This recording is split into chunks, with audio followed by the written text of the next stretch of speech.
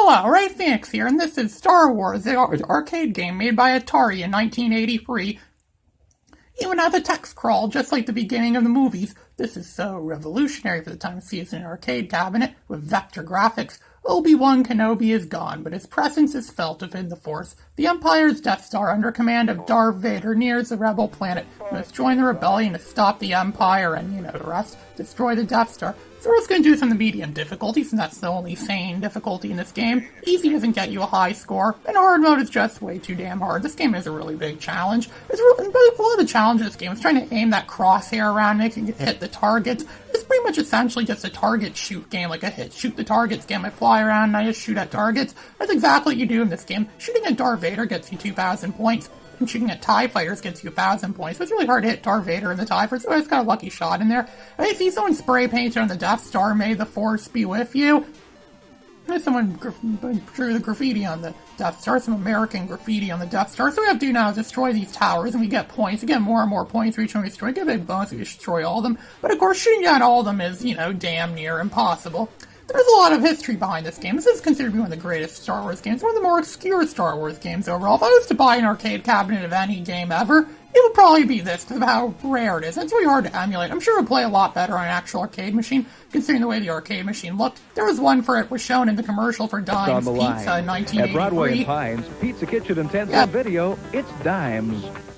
That's Dimes, where you could play a game for 10 cents. This game was also shown in the Gremlins movie in 1984, and there's a part where it shows the Gremlins playing the Star Wars arcade game at the bar, and they're destroying the bar. They're actually pretty good at the game. They can make it to the trench run. Yeah, those Gremlins are probably better at playing this game than I am.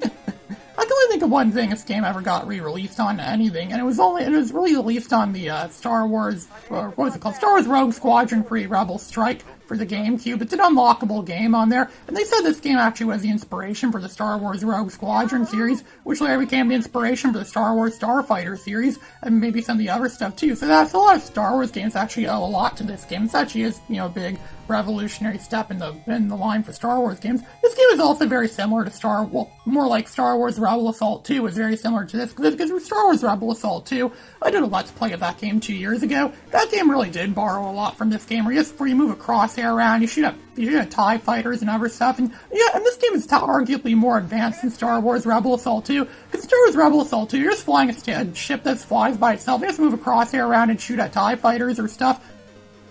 Or sometimes you have to navigate through things, but in this game, you do all that at the same time. So this is actually more advanced, technically speaking. This is actually arguably a lot more advanced than Star Wars Rebel Assault 2. This game came out in 1983, made by Atari, and as you can see, it uses the vector graphics. They're the same kind of vector graphics used in games such as Lunar Lander and Asteroids, and even Black Widow, I think, used these same kind of graphics too. And the music is really good too. It sounds very like a classic video game rendition of the Star Wars music, which again it turns out really good. John Williams is really good at doing music to Star Wars. And we play an iconic scene, even as the Imperial March in this game, which didn't debut until Empire Strikes Back. But that's because this game was made after Empire Strikes Back. This game came out in 1983, which was actually the same year Return of the Jedi was released, and it was a game based on the first Star Wars movie. It didn't come out until 6 years after the movie, when its sequel, and when one of the later sequels is coming out. And then a lot of people say that's the last time Star Wars was good. Star Wars wasn't good again for a long time. Some people say Star Wars was never good again after that.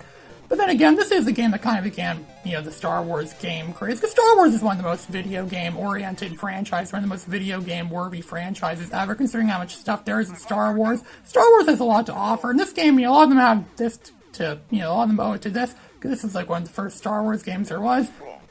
There's so many Star Wars games. Some are good, some are bad, some are really good, and it even has voice clips. So you hear Alec Guinness saying, "Use the Force, Luke." You hear him say, you hear Mark Hamill say, "I lost art," and you just heard Harrison Ford there say, "Good shot, kid. That was 1 in a million." We get any bonus points for that because you lost your shield. That score is actually one of the highest scores I ever got this game. It's really hard to get a high score at this game because of how frickin' hard it is. This is a frickin' hard, challenging game. You're mostly shooting at fireballs, which actually give you 33 points per shot.